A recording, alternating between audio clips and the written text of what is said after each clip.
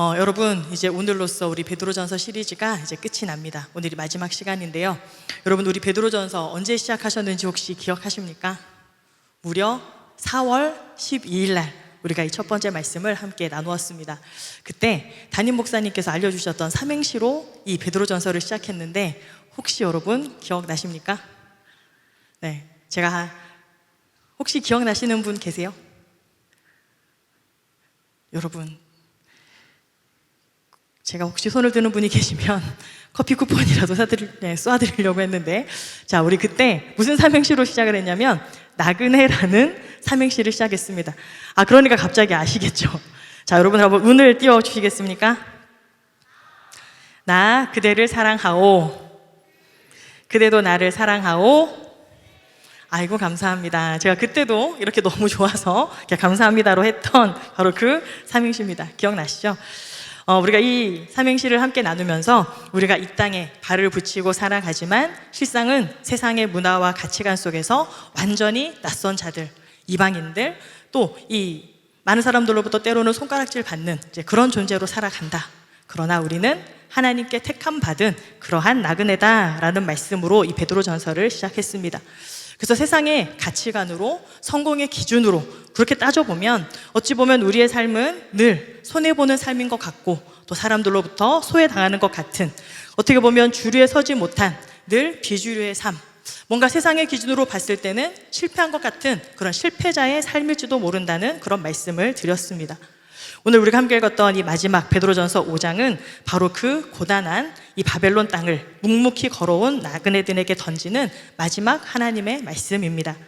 그런데 이 베드로 사도는요, 이 기나긴 편지를 마무리하면서 자신의 이야기로 오늘 이 결론을 시작하고 있습니다.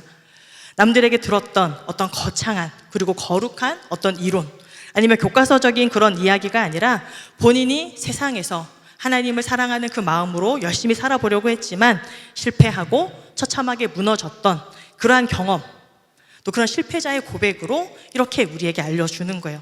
어떻게 보면 이 베드로전서의 말씀은 인생 전체를 이 베드로가 눈물로 갈아 넣어서 쓴 그런 생존수기와도 같은 그런 내용이라는 거예요. 그래서 오늘 그 마지막 우리에게 그 편지를 쓰면서 이렇게 이야기합니다.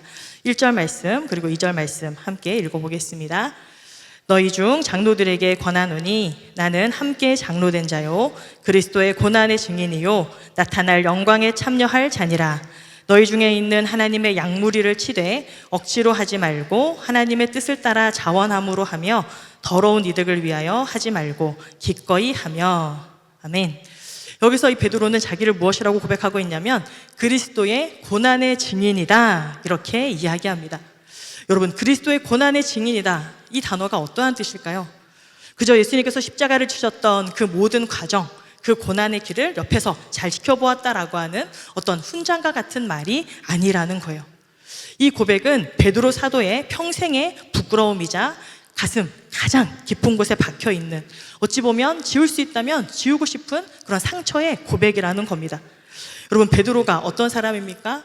지금은 그가 나이가 들어서 어떻게 보면 이 교회에서 굉장히 또 안정적인, 또 아주 인정받는 그런 어른의 모습이지만 우리가 베드로가 예수님을 따랐던 그 제자의 시절 알고 있지 않습니까? 베드로는요, 예수님께서 십자가를 지시기 직전에 분명히 예수님께서 이 경고도 해주셨잖아요. 네가 다 굴기 전에 나를 3번 부인하리라. 그런데 절대 그럴 일이 없다고 큰 소리 쳤지만 어땠습니까? 처참하게 주님의 그 말씀대로 예수님을 3번이나 그것도 저주하면서 부인하는 그러한 모습들을 보여줬습니다. 뿐만 아니라 예수님께서 십자가를 지셨을 때는 그냥 끝까지 함께 따라가지도 못하고 그냥 먼 발치에서 지켜보며, 또 예수님께서 십자가에 돌아가신 다음에는 자기의 고향으로 돌아가서 다시 그냥 그 어부의 일을 하려고 했던 그런 실패한 모습, 도망친 제자의 모습을 우리에게 보여주었습니다. 그런데 부활하신 주님께서 그렇게 실패한 제자, 어떻게 보면 제자로서는 자격이 그냥 미달된다라고 할 수밖에 없는 그 베드로를 찾아가셔서 예수님께서 3번이나 똑같은 질문을 하셨습니다. 여러분 기억하십니까? 예수님 뭐라고 물어보셨죠? 예수님 찾아가셔서요, 다짜고짜 이렇게 따지지 않으셨어요. 야, 너 왜 그랬어? 내가 분명히 조심하라고 했잖아. 이유나 한번 들어보자. 예수님 전혀 그런 것들 묻지 않으셨다라는 거예요. 예수님은 그저 그에게 찾아가셔서 네가 나를 사랑하느냐? 그것을 이렇게 3번 반복하시면서 베드로의 그 마음을 다시 확인하셨어요. 야, 이제 너 다시는 실수하지 않고 잘 따를 수 있는 그런 능력, 그런 실력 이제는 다시 갖추었냐? 라고 주님께서는 그 자격, 그런 실력들을 요구하지 않으셨다라는 거예요. 그 실패한 이 베드로에게 찾아가셔서 우리 주님께서는 유일하게 네가 그럼에도 불구하고 여전히 나를 사랑하느냐, 그 한 가지를, 주님과의 관계의 질문을 던지셨다라는 것. 그러면서 베드로의 그 눈물을 닦아주시면서 주님은 베드로에게 인생 최종의 사명을 맡기셨습니다. 바로 우리가 잘 아는 내 양을 먹이라, 내 양을 치라, 그 명령을 주셨죠. 그래서 베드로 사도는 그 명령을 붙들고 이제 평생을 그렇게 달려온 것입니다. 영어 성경은요, 이 단어를 이렇게 표현합니다. 내 양을 먹이라, 내 양을 치라. 우리는 좀 어색하게 들리는 표현인데 아주 명확한 단어를 씁니다. shepherd, 그러니까 치라는 거죠. 양을 치라. 그리고 feed, 먹이라. 그리고 take care of, 그들을 돌보라. 하나님께서 이 베드로에게, 주님께서 다시 베드로에게 주셨던 그 사명이 바로 이 돌봄의 사명이었다라는 거예요. 실패한 제자였던 그 베드로의 눈물을 닦아주시고 다시 한번 그에게 이 사명을 주시면서 우리 주님께서는 그에게 다시 완벽해야 된다, 실수가 없어야 된다, 이것들을 말씀하셨던 것이 아니라 주님을 향한 그 사랑을 다시 한번 확인하시고 바로 이 돌봄의 사명을 맡기셨다라는 것. 사랑하는 여러분, 우리 교회가 지금 계속해서 이 돌봄의 공동체를 추구하고 있습니다. 그렇죠? 바로 오늘 이 말씀이 우리가 이 돌봄을 추구하고 있는 이런 성경적인 근거를 발견할 수 있는 바로 그 구절입니다. 베드로 자신이 먼저 주님께로부터 이런 압도적인 돌봄을 경험했기 때문에 이제 베드로는 평생 이제 자기가 이런 목자가 되어서 주님처럼, 그런 선한 목자로 우리를 인도하셨던 그 주님처럼 이렇게 이 주님께서 맡겨주신 교회와 양무리를 섬기는 그 사명들을 잘 감당했습니다. 그러면서 뭐라고 얘기합니까? 너희도 하나님의 양무리를 쳐라. 조건과 상황이 좋아서 아닙니다. 때로는 고난이 집어삼키지만, 때로는 좌절이 우리 앞에 여전히 끊임없이 반복되어지지만 우리에게 끊임없이 부어지는 그 주님의 부활 생명, 그리고 자격 없는 그 사람, 실패하는 그 자에게도 찾아오셔서 신실하게 사랑을 베풀어 주시는 그 주님의 사랑을 베드로뿐만 아니라 또 그 1세기 당시의 성도들이 경험했기 때문에 그들은 세상 속에서 고립당하고 또 계속해서 고난을 받지만 여전히 하나님을 향한 그런 사랑, 또 그리고 서로에 대한 그런 돌봄들을 멈추지 않고 또 그러한 삶들을 살았다라는 것. 이처럼 이 주님께서 찾아오셔서 다시 신실한 사랑들을 부어주시고 또 그를 끊임없이 돌봐주시는 그 주님의 은혜를 경험한 그 베드로는 이제 그와 똑같이 나그네로서 이 땅을 살아가는 그들에게 주님의 그 사랑들을 전하면서 그들이 어떻게 걸어가야 할지 그 방향들을 잡아주고 있습니다. 여러분, 이 베드로전서를 시작할 때 여러분들에게 이렇게 비유를 드렸어요.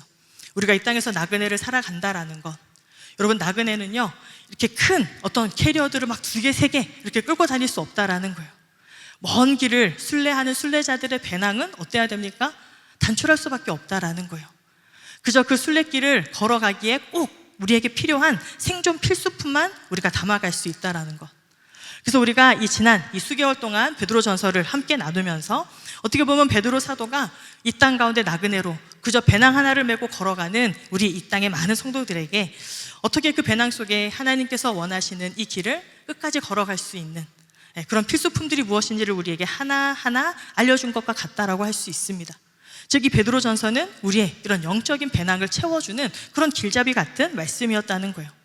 그래서 우리는 지금까지 이 배낭을 메면서 이 배낭 속에 하나 둘씩 이 땅을 살아가는데 우리에게 필요한 것들을 채웠다라는 거예요. 가장 밑바닥에는 부활하신 예수 그리스도에 대한 그런 산소망, 그것들을 우리는 집어넣었습니다. 또 죄로 인해서 마비되었던 우리의 영혼이 깨어나서 하나님을 향해서 끊임없이 조율되고 주파수를 맞추는 그런 선한 양심이라고 하는 나침반도 우리는 그 배낭 안에 집어넣었습니다. 또 이 세상의 거친 그런 문법 속에서 그리스도인의 그런 품격을 잃지 않게 하는 주님의 은혜, 우리가 어떻게 우아한 옷을 입고 이 거친 땅을 살아갈 것인가, 또 그런 거친 땅을 살아가는 또 그런 우아한 옷들에 대해서도 우리가 함께 나누었습니다. 그리고 마지막 이 긴 순례의 여정, 이 마지막 장에 이르러서 베드로는 우리에게 또다시 이 배낭 안에 아주 중요한 옷 한 벌을 챙기라고 이야기해주고 있습니다. 우리 5장 5절의 말씀 같이 읽겠습니다. 젊은 자들아, 이와 같이 장로들에게 순종하고 다 서로 겸손으로 허리를 동이라. 하나님은 교만한 자를 대적하시되 겸손한 자들에게는 은혜를 주시느니라. 아멘. 이 베드로 사도는 우리에게 뭐라고 이야기하고 있냐면 서로 겸손으로 허리를 동이라 이렇게 권면하고 있습니다.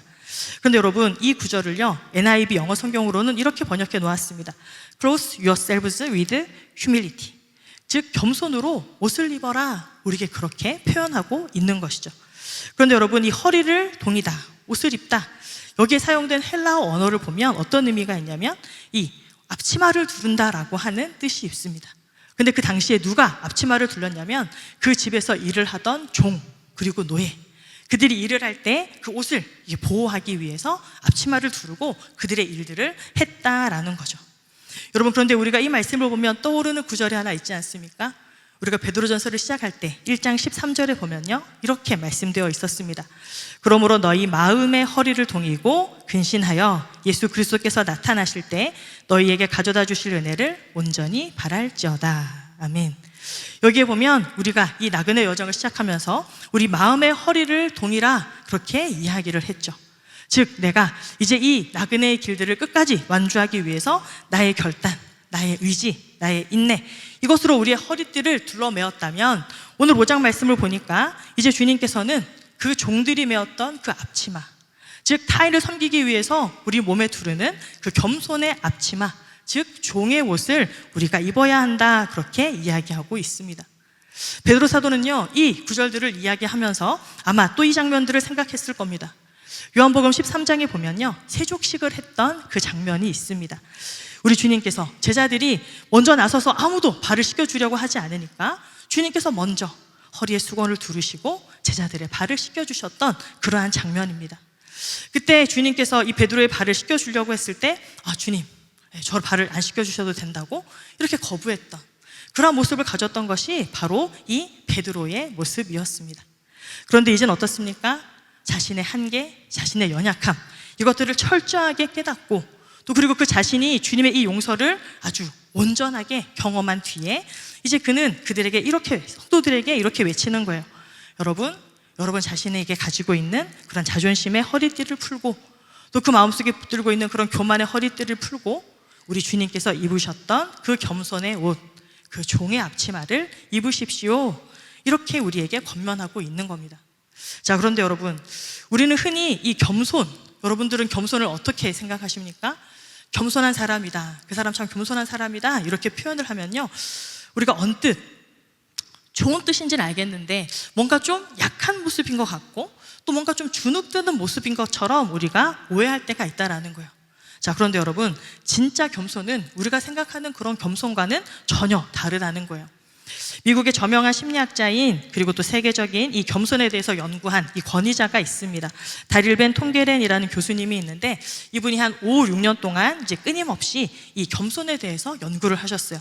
그래서 최근 이 긍정 심리학계에서는 이런 지적인 겸손, 또 관계적인 겸손, 이것이 우리 인간의 회복 탄력성 그리고 또 불안을 통제하는데 아주 절대적인 영향을 미친다라는 그런 연구 결과들을 지금 발표하고 있습니다. 그래서 그가 쓴 이 겸손의 힘이라는 책이 있는데요, 거기에 보면 이 진짜 겸손은 무엇인지 이렇게 이야기하고 있습니다. 진정한 겸손이란 자신의 한계를 정확하게 인지하기에 오히려 타인과 절대자를 향해 마음을 활짝 열 수 있는 가장 강력한 개방성이자 단단한 내면의 상태이다. 여러분, 놀랍지 않습니까? 이 심리학자가 이야기하는데요, 너무나 놀랍게 이런 성경적인 통찰이 담겨 있는 거예요. 우리 주님께서 보여주셨던 이 겸손의 모습도 그렇습니다. 하나님께 모든 것을 내어 맡기고 비굴하거나 어떤 이 사람들로 볼 때 연약한 그런 모습이 아니라 오히려 더 단단한 내면으로 우리를 온전하게 겸손하게 그렇게 섬겨주셨습니다.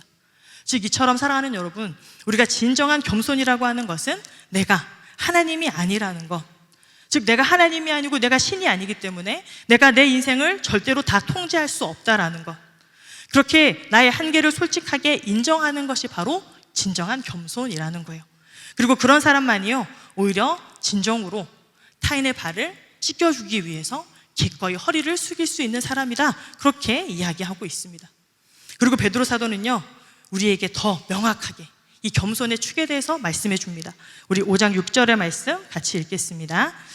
그러므로 하나님의 능하신 손 아래에서 겸손하라. 때가 되면 너희를 높이시리라. 아멘. 여러분, 우리가 겸손해야 되는 그 근거, 우리가 어디에, 누구 앞에서 겸손해야 되느냐? 바로 하나님의 그 전능하신 그 손길 아래에서 우리는 겸손할 수 있다라는 거예요. 그저 사람 앞에 우리가 몸을 숙이고 낮추는 것이 아니라 우리의 겸손의 출발, 겸손의 기준은 바로 이 하나님의 능하신 손 아래에 있다라는 겁니다.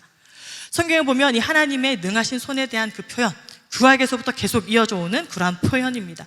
하나님께서 그 당신의 사랑하는 백성 이스라엘을 그 강력한 이집트의 압제, 또 강력한 그런 어떤 이방 나라들의 압제로부터 지키시고 보호하셨던 그 하나님의 손에 대한 그런 모티브가 계속해서 이어져 내려오고 있는 거예요. 그러므로 사랑하는 여러분, 우리는 바로 이 하나님의 손 앞에 겸손해져야 한다라는 것. 우리가 낮아지고 엎드려져야 할 것은요, 그냥 우리를 짓누르는 세상의 권력이나 또 아니면 세상의 어떠한 우리에게 위해를 끼치는 그 어떤 그런 힘들이 아니라 바로 전능하신 그 하나님, 우리를 사망에서 건지시고 또 우리를 구원하시는 그 자비로운 하나님의 그 손 앞에 우리를 엎드려야 한다라는 것. 여러분, 이렇게 우리가 내 한계를 인정하고 주님의 그 구원의 손길을 믿을 때 우리는 비로소 진정한 겸손의 앞치마를 두르며 살아갈 수 있는 겁니다. 그리고 여러분, 이렇게 우리가 낮아지는 그 태도가 바로 우리가 살아가는 이 세상 가운데 이 치열한 현장 속에서 우리가 또 어떻게 살아가야 하는지에 대한 그 방향을 계속 보여주는 거예요. 여러분, 7절 말씀 같이 읽겠습니다. 너희 염려를 다 주께 맡기라. 이는 그가 너희를 돌보심이라. 아멘. 여러분, 우리가 이렇게 겸손의 앞치마를 메고 또 그렇게 살아간다. 또 그렇게 살아가지만 우리 인생 가운데 아무런 문제가 없는 것이 아니라 여전히 우리 앞에 이런 수많은 문제들이 있을 수 있다라는 거예요. 여러분, 청년의 때에 우리가 많이 고민하고 또 여전히 우리가 걱정하는 또 그런 문제들 있지 않습니까? 여전히 취업과 또 미래, 또 재정, 그리고 결혼, 또 내가 만나고 있는 그런 사람들과의 관계적인 그런 문제, 그런 수많은 무게들 때문에, 그러한 짐들 때문에 나도 모르는 사이에 내가 메고 있는 그 배낭이 점점 무거워져 간다라는 거예요. 그런데 여러분, 오늘 이 단어에서요, 이 염려라고 하는 그 단어, 그 원어를 보면 이런 뜻이 담겨 있습니다. 마음이 사방으로 찢어지고 갈라진다. 이것이 성경에서 이야기하는 이 염려의 그런 근원이에요. 우리의 힘으로 내 인생을 통제하려고 하고 또 내가 무엇인가를 해결하려고 하지만 이 염려라는 것은 내가 내 힘으로 할 수 없기 때문에 그렇게 내 마음이 천갈래 만갈래 그 불안함과 초조함 때문에 찢어지는 그러한 상태를 이야기한다라는 거예요. 이렇게 내 마음이 천갈래 만갈래 찢어지면 어떻게 됩니까? 밤에 편안하게 잠을 들 수도 없고, 어떻게 될까? 늘 불안하고 초조한 또 그러한 인생들을 우리가 살아갈 수 없다, 그렇게 살아갈 수밖에 없다라는 거죠. 그래서 우리 주님께서는 이렇게 염려되는 그 마음들을 어떻게 하라고 우리에게 말씀하십니까? 바로 주님께 내어 맡기라, 이렇게 이야기합니다. 여러분, 이 맡기다라는 말은 어떤 뜻이 담겨 있냐면 그냥 이렇게 살포시 내려놓는 정도가 아니라 그냥 짐을 휙 이렇게 던져놓는, 내어 던지는 것을 이야기합니다. 제가 말씀을 준비하다가요, 예전에 그 산티아고 이 순례길을 갔던 그 경험이 떠올랐습니다. 자, 여러분들, 이 산티아고 그 순례길 어떻게 생각하고 계십니까? 모두가 너무나 멋있게 자기의 배낭을 메고 그 800km를 걸어서 그렇게 끝까지 완주할 거라고 다들 생각을 하십니다. 혹시나 이 산티아고를 또 기대하고 계시는 분들이 좀 김이 셀지 모르겠는데, 여러분, 그곳에는 놀라운 장치가 있습니다. 무엇이냐면 바로 동키 서비스라는 게 있습니다. 여러분, 산티아고는요, 그 출발지에서 그 콤포스텔라 성당까지 계속 같은 곳에서는 계속 같은 곳이 아닌 다른 곳으로 이동해서 도착을 해야 되거든요. 그러다 보니까 아주 놀라운 택배 서비스가 발달이 되어져 있습니다. 내가 오늘 이제 여기 A라는 숙소에서 자면서 내가 내일 저 B 숙소에서 잔다라고 얘기를 하면요, 내 배낭 야무지게 싸서 그 숙소 앞에 내 이름과 내가 갈 그 숙소의 주소를 적어 넣으면요, 놀랍게 내가 그 다음날 하루의 여행길을 마치고 그 숙소에 도착을 하면 나의 짐이 그곳에 안전하게 도착이 되어 있습니다. 자, 그래서 여러분, 사실 저도요, 처음에는 끝까지 정말 내 힘으로 내 발로 내 짐을 들고 800km를 완주하겠다, 그렇게 시작을 했습니다.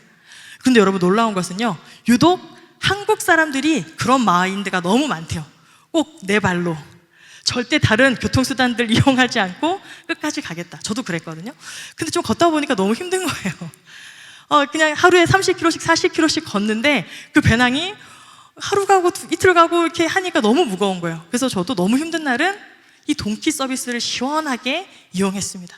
단돈 몇 달러를 넣으면 다음 숙소에 저의 짐이 안전하게 도착이 되어 있습니다. 사랑하는 여러분, 그래서 저는 여기에서 오늘 이 말씀이 생각이 났어요. 여러분, 우리는요 절대로 우리 인생의 그런 문제들, 고민들, 그것들을 우리의 힘으로 해결할 수가 없어요. 그래서 오늘 이 말씀처럼 그러한 모든 문제, 내 마음을 불안하게 하고 초조하게 하고 두렵게 하는 그 모든 근심, 걱정, 염려를 다 주님께 내어 맡길 때 우리는 우리에게 주어진 이 삶을 비로소 우리가 온전하게 걸어갈 수 있다라는 사실입니다. 사랑하는 여러분, 그렇기 때문에 우리가 오늘 이 말씀을 기억하면서 또 우리가 계속해서 이 나그네 여정들을 걸어가게 될 것인데, 순간순간 우리 마음에 찾아오는 그런 근심, 걱정, 염려의 짐들을 다 주님께 그렇게 내어 맡기며 살아갈 수 있게 되기를 축복합니다. 여러분, 그렇게 우리의 염려들을 계속해서 주님께 맡기지 않으면요, 하나님께서 우리에게 요청하신 이 돌봄의 사명을 우리가 감당할 수가 없어요. 왜 그렇습니까? 당장 내 앞날이 걱정되고 불안하고 내 코가 석잔데 어떻게 옆에 있는 사람들의 그런 문제들을 우리가 함께 귀 기울이고 또 그들을 돌볼 수 있겠습니까? 그렇기 때문에 사랑하는 여러분, 우리에게 어떠한 문제, 또 어떠한 근심, 염려가 찾아온다 할지라도 또 그것들을 주님께 다 내어 맡기면서 또 우리에게 주신 이 길들을 또 온전히 걸어갈 수 있게 되기를 축복합니다. 자, 그런데 여러분, 우리가 이렇게 그래, 내가 주님께 모든 염려를 다 내어 맡기고 내가 멋지게 살아가야지 라고 결단한다고 해서 내 인생에 아무런 문제가 없을까요? 그렇진 않다라는 거예요. 내가 생각했던 것보다 더 큰 문제들이 찾아오기도 하고 또 끊임없이 그 문제들이 찾아온다라는 거. 오늘 8절과 9절을 보면 이렇게 이야기하고 있습니다. 근신하라, 깨어라. 너희 대적 마귀가 우는 사자같이 두루 다니며 삼킬 자를 찾나니 너희는 믿음을 굳건하게 하여 그를 대적하라. 여러분, 우리는 흔히 이 영적 전투라고 하면요, 그냥 이 교회 밖에서, 그냥 세상에서 우리 그리스도인들이 살아가면서 겪는 어떤 사회적인 불이익, 어떤 좀 어려움, 이런 것들 정도로 생각하기 쉽습니다. 그런데 오늘 이 베드로 사도가 우리에게 경고하고 있는 이런 영적인 전투의 실체는 훨씬 더 은밀하고 치열하다는 사실을 우리는 인지하고 있어야 됩니다. 오늘 말씀해 보니까 이 마귀가요, 두루 다니면서 삼킬 자를 찾는다, 이렇게 우리에게 분명하게 경고하고 있습니다. 이 말이 무슨 뜻입니까? 이 마귀의 유혹과 시험에는요, 어떤 특정 장소나 아니면 안전지대가 따로 없다라는 거예요. 지금 우리가 이렇게 예배드리고 있는 바로 이곳, 세상이 아니라 가장 거룩하다고 우리가 여기는 바로 이 성전, 이 교회 안까지도 예외가 아니라는 거예요.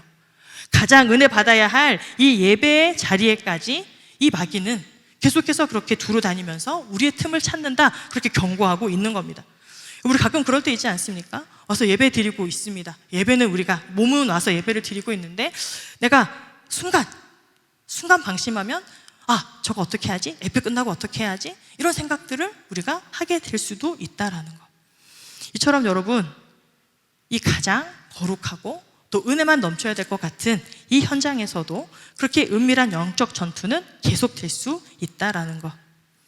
사랑하는 여러분, 이제 우리 말씀을 정리하려고 합니다. 우리는 여전히 주님 오시는 그날까지 이 바벨론과 같은 이 땅을 또 살아가는 그런 나그네입니다. 우리가 예배를 끝나고 이제 또 내일 우리가 아침에 눈을 뜨면 여전히 이 사방에 유혹과 또 시험이 가득한, 마치 우는 사자가 우리를 삼키려고 매일같이 그렇게 두루 다니는 그런 삶의 현장 앞에 우리는 나아가야 합니다.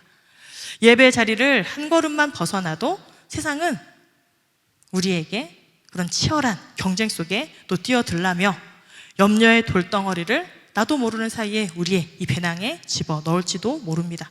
그러나 여러분, 우리가 기억했으면 좋겠습니다. 이 믿음의 여정은요, 내 실력과 내 발걸음의 힘으로만 버텨내는 그런 외로운 여정이 아니라는 거예요. 주님께서 우리의 손을 붙들고 계시고 또 함께 걸어가시는 그 믿음의 여정이라는 것. 또 나 혼자, 그리고 또 주님뿐만이 아니라 우리 옆에 또 함께 이 믿음의 길을 또 걸어갈 또 든든한 이 믿음의 동력자들을 하나님께서 우리에게 허락하셨다라는 거예요. 이제 이 기나긴 순례의 편지를 마치며 이 노사도 베드로는 오늘날을 살아가는 이 나그네들에게 또 평생을 결고 경험했던 하나님의 신실한 약속을 마지막으로 우리에게 선포하고 있습니다. 우리 10절의 말씀 함께 읽겠습니다. 모든 은혜의 하나님 곧 그리스도 안에서 너희를 부르사 자기의 영원한 영광에 들어가게 하시니가 잠깐 고난을 당한 너희를 친히 온전하게 하시며 굳건하게 하시며 강하게 하시며 터를 견고하게 하시리라. 아멘. 여러분 낙심하지 않으셨으면 좋겠습니다. 우리가 때때로 이 길을 또 걸어가면서 마주하게 되는 그 고난, 그리고 때때로는 우리가 여전히 흔들리게 될 것이지만 그 고난이 잠깐이다, 이렇게 성경은 이야기하고 있습니다. 그리고 이 길 끝에 영광의 주님께서 또 우리를 기다리고 계신다, 또 그렇게 말씀하고 있습니다. 사랑하는 여러분, 그래서 우리가 한번 이렇게 같이 다짐했으면 좋겠습니다. 제가 하나님은 그러면 여러분 이렇게 같이 외쳤으면 좋겠습니다. 우리 슬라이드를 한번 보여주시겠습니까? 자, 제가 하나님은 그러면 여러분들이 이 슬라이드를 보고 같이 우리 하나님 앞에 다짐하듯이 같이 외쳐보면 좋겠습니다. 자, 하나님은 우리를 온전하게 하실 것입니다. 우리를 굳건하게 하실 것입니다. 우리를 강하게 하실 것입니다. 우리를 삶의 터를 견고하게 하실 것입니다. 아멘. 우리 힘으로 또 움켜쥐고 있었던 그런 염려의 배낭들 주님 앞에 우리가 과감하게 또 던져버리고, 혹여나 내가 여전히 놓지 못했던 그런 알량한 내 자존심들이 있었다면 그 자존심들을 풀어버리고 또 기꺼이 우리가 형제 자매를 위해서 서로의 발을 씻겨줄 수 있는 그런 겸손의 앞치마를 두를 수 있는 저와 여러분이 될 수 있기를 축복합니다. 그리고 우리를 삼키려 드는 그런 세상 앞에서 또 우리가 믿음의 눈을 들고 깨어 근신하며 대적할 수 있게 되기를 축복합니다. 때로는 흔들릴지 모르지만 그러나 결코 표류하지 않는 그런 신실한 나그네가 되어서 이 믿음의 여정을 또 온전히 우리 예수 그리스도의 이름으로 또 그렇게 담대하게 또 승리하며 걸어가는 저와 여러분이 될 수 있기를 주님의 이름으로 축원합니다.